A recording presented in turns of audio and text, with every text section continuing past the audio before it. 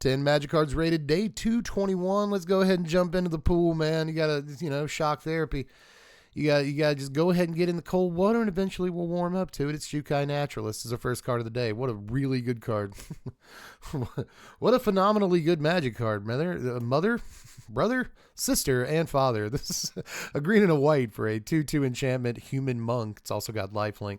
And enchantment spells you cast cost 1 less to cast. This is only worth like a quarter. And I think it's better than a quarter, man. Does this not go in all of your Sithist Harvest Hands decks and all of your Bant enchantments deck, your enchantments deck, if you'll excuse me? It just goes in everything that can play it, that cares about enchantments. And I know it's not like that many decks, right? But just a really, really, really good Magic card. Maybe I've just been bodied by this in Standard too many times. I'm kind of glad that it finally rotated a few months ago there, because this would just come down on 2, and then on turn 3, it somehow hits you for, I've been hit by this for like 12 damage on turn 3. Like, I'm pretty sure it's gotten that bad a couple of times, man. Michiko's Reign of Truth and like an Audacity and just go to town, son. So just a monster of a card on curve in competitive environments. But, again, you go over to Commander, which is mostly what this series is about. It's like rating for casual Commander. This card is still a beast, man. There's a couple of things that reduce the cost of enchantments, so this is just redundant with those. But you want as many of those redundancies as you can get in your Sithist decks and whatnot. So just a wonderful piece of cardboard, man. I'm going to give this and it looks like she's puffing on something good there. I'm going to give this a 7. I'm going to do it. 7's a good score. That's a good card right there. Fencing Ace is up next. Dude, I like Fencing Ace. Originally printed in Return to Ravnica. Is that correct? Could be. This is 2 mana. 1 and a white for a 1/1 human soldier with double strike. That's the whole card. That's kind of all it has to be. Like you throw an aura on Fencing Ace, you protect it with, any kind of protection spell, right? And suddenly it's kind of dangerous. Your opponent starts sweating through that. I mean, we see it now in Standard. Occasionally on the arena, people will drop a Jawbone Duelist on turn 3 with mana open, and you're like, huh, I know how I'm going to die. So, the Fencing Ace has always been like a kind of solid Magic card, but, I can't rate it too highly. I will give Fencing Ace a 3.9. I think we've seen like plenty of strictly better Fencing Aces at this point, but I still have some love for the homie, the original, kind of the OG. I mean, there's been other Fencing Aces in time, but this is kind of what got the long line of Fencing Aces that we see now sort of started. So love you, buddy. I do. But we'll move on to Ruric Thar, the Unbowed from Dragon's Maze over here. This is, oh yeah, I know this art. This is 6 mana, 4, a red and a green for a 6/6 legendary ogre warrior with vigilance and reach. It attacks each turn if able. That makes sense now that it has the vigilance and the reach. Whenever a player casts a non-creature spell, Ruric Thar deals 6 damage. 6 damage to that player. It's crazy, man. That seems okay in Commander. 6 mana is kind of a lot, but I guess if they go to remove it, they're going to take 6 to the head. That's fine. Nothing wrong with that, kid. So, I don't know. I don't hate it. It sucks that it has to attack each turn if able, but it's a 6/6, so it usually finds somebody to safely attack, like I assume. But maybe they just dogpile it. If they do that, they're going to lose a couple of dudes. Right. So if it's your commander, you can replay it for 8 mana. That's a lot. So I don't know, man, but it's part of the 99 and just kind of a utility dude that does cool stuff. I could see it happening. It's not that bad. It's really not. And if they want to do the thing where they churn through a bunch of cards with card draw effects and, sling spells and stuff, then they're basically dead to this guy. So they have to find a way to take him out. And a lot of commander decks want to do cool stuff like that. So I can see this as kind of a fun killer, which I don't love, but it's obviously a pretty splashy effect. And I forgot this guy did that. So now that I'm rereading it, I'm like, this is good in like 2013 Commander. I'm still not sure if he's great in like 2025 Commander. So altogether, I'm going to give him a 5.1 though. I think that like there's still potential for a Ruric Thar. Maybe we need to remember this dude exists, but I'll move on to a Kaho, Minamo Historian. This is originally printed in Saviors of Kamigawa. 4 mana, 2 and 2 blue for a 2/2 legendary human wizard. When Kaho enters the battlefield, search a library for up to 3 instants and remove them from the game, shuffle up. X, tap. You may play a card with converted mana cost X removed from the game with Kaho without paying its mana cost. So you still have to kind of pay its mana value, right? But that is pretty crazy, dude. Like, just go tutor up 3 instants. You play them whenever you want to. You have to wait a turn for her to not be summoning sick unless you can find a way to give her haste. There's like ways to do it. Pretty cool commander too, though. Like, just comes out of your command zone and does this. That ain't bad. That ain't terrible. Also, I think correct me if I'm wrong, please do, because I'm sweating over whether or not I'm right or wrong here, but I'm pretty sure the way it's worded, if it exiles 3 cards, right, and then it dies and goes back to your command zone, you play it again, it exiles 3 cards. It can still play the 3 cards that it exiled the first time. Like, I know that it's technically a different version, it's a different copy of Kaho, but I'm fairly certain, again, the way that this is worded, that you can still play the original copies. But again, please judge, I'm raising my own hand here on myself. But either way, yeah, three instances, pretty wild. It's pretty wacky stuff. So I'm going to give Kaho a solid 6.2 here. I think this is quite good. Even just in the 99, just obviously in the 99, I think this is worth more than 75 cents. So maybe buy Kaho. I'll be able to read that later, sure. But buy Kano is what my handwriting's... Every time I write something online and like post it on Twitter, people are like, "Oh, your handwriting's good." It's like, no, it's not, dude. It's terrible. But anyway, we'll move on to the next card. 6.2, I think, is high enough. But Jaya's Firenado is up next from Dominaria United. 5 mana, 4 and a red for a sorcery. It deals 5 damage to target creature or planeswalker. Scry 1. That's pretty bad. That's a bad card. Makes me so mad that I have to shard.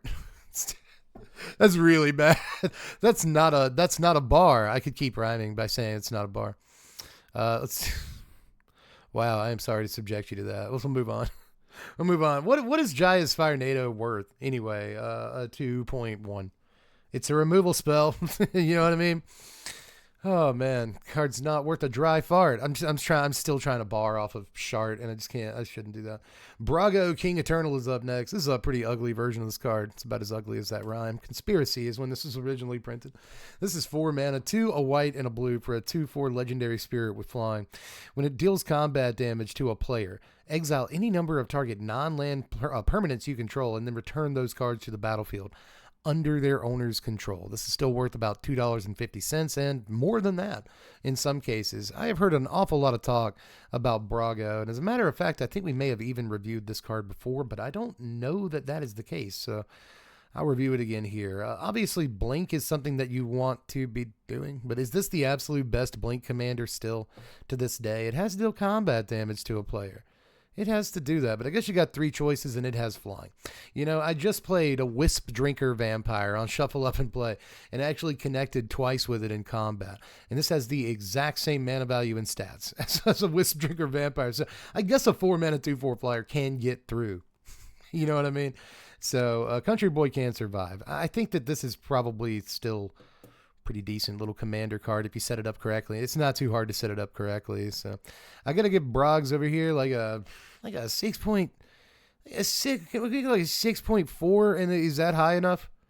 Right? Does Brago deserve more than that? This card has kind of a pedigree behind it, but this is another one of those that I look at and I'm like, okay, 2015 Commander called. They want their Twitter posts about this card back. So and also 2004 called and they want their joke structure back as well. Everyone's calling.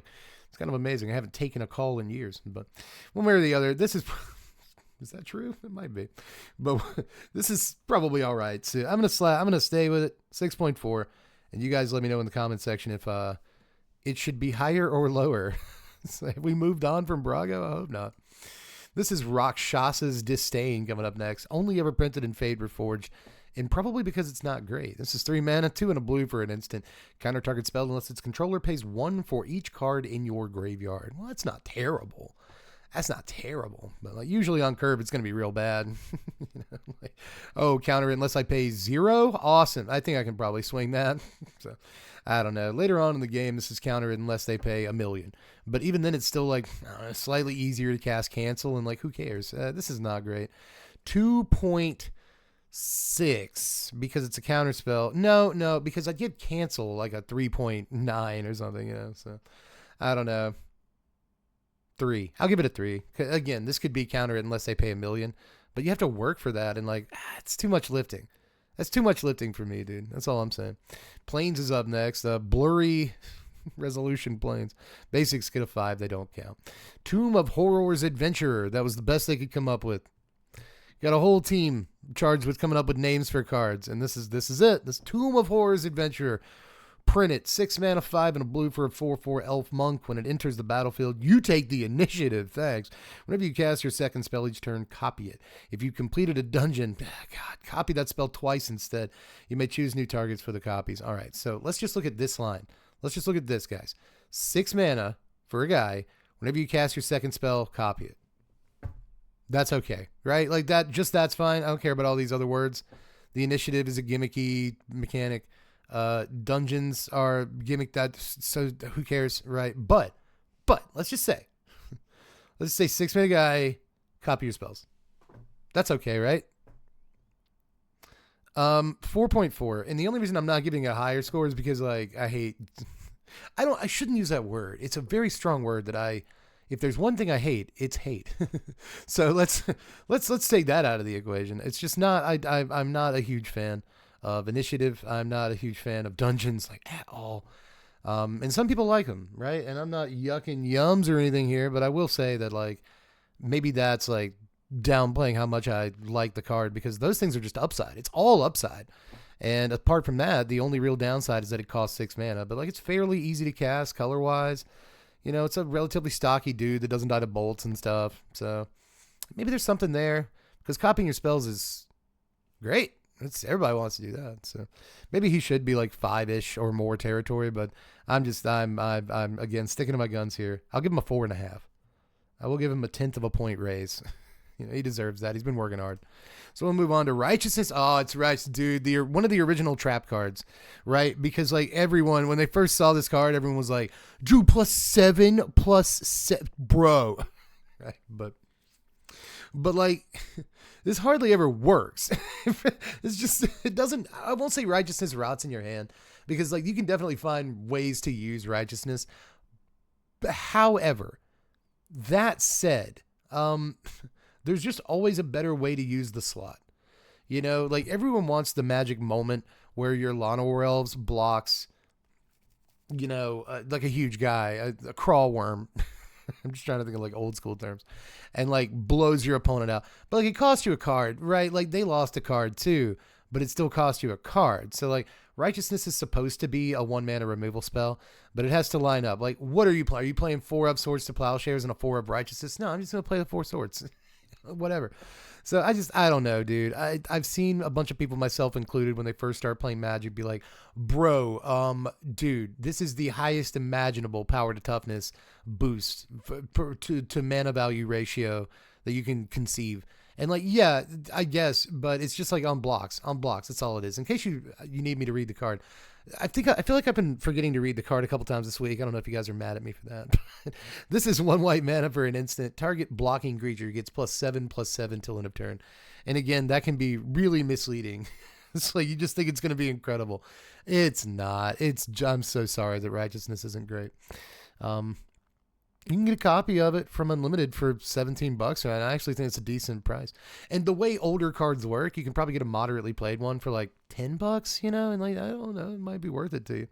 But either way, this is like a 2.2. I hate to do it to your Righteousness. I really do, man. I hate it. I'm pretty sure too that this might be a banalish hero. I think that there's like some sort of synergy or storytelling going on between, like, you're supposed to cast this on banalish hero or something, but no, it's I want to like it, but I can't. This is Rousing Refrain from Commander 2021. 5 mana. I was gonna say 5 minutes. It's because I spent 5 minutes talking about Righteousness. This is 5 mana, 3 and 2 red for a sorcery. Add red for each card in target opponent's hand. All right. Until end of turn, you don't lose this mana as steps and phases in. Exile Rousing Refrain with 3 time counters on it.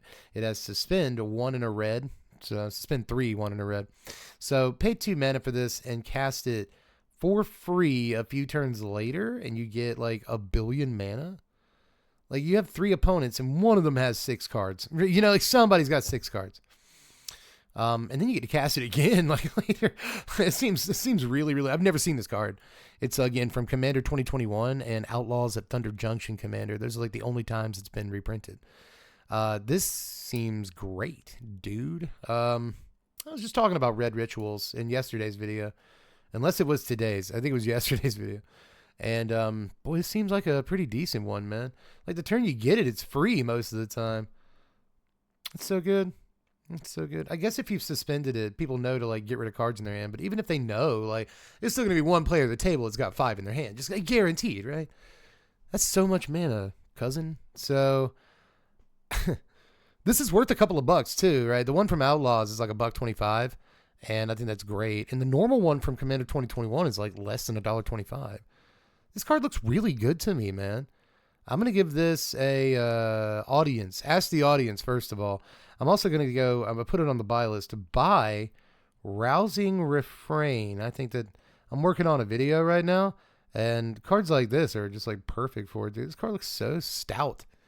So I think you've had time as the audience to rate this card, right? The first time I've sprung one on you this week, I apologize, but you got to be ready. You know, you got to be limber for those.